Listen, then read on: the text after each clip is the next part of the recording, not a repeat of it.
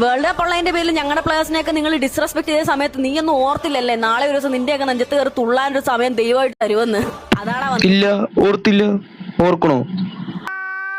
അതാടാ വന്നേക്കുന്നേ. അന്നൊക്കെ നീയൊക്കെ പറയുമ്പോ ഞങ്ങൾ മിണ്ടായിരുന്നു കേട്ടു. പക്ഷെ ഇന്ന് നീയൊക്കെ തോറ്റു. ഇന്ന് ഞങ്ങൾ തിരിച്ചു പറയാനുള്ള എല്ലാ റൈറ്റും ഉണ്ട്. റൊണാൾഡോ എന്ത് റൈറ്റ്സ് ഉണ്ട്? ഒരു റൈറ്റ്സും ഇല്ല.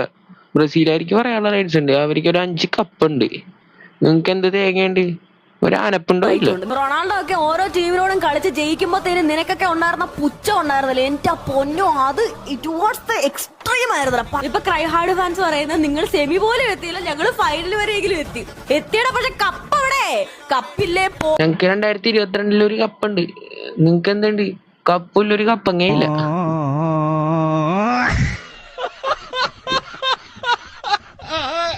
അപ്പൊ ഗായ്സ്, എന്റെ വീഡിയോ ഇവിടെ സമാപിക്കുന്നു. അപ്പോ താങ്ക്സ്.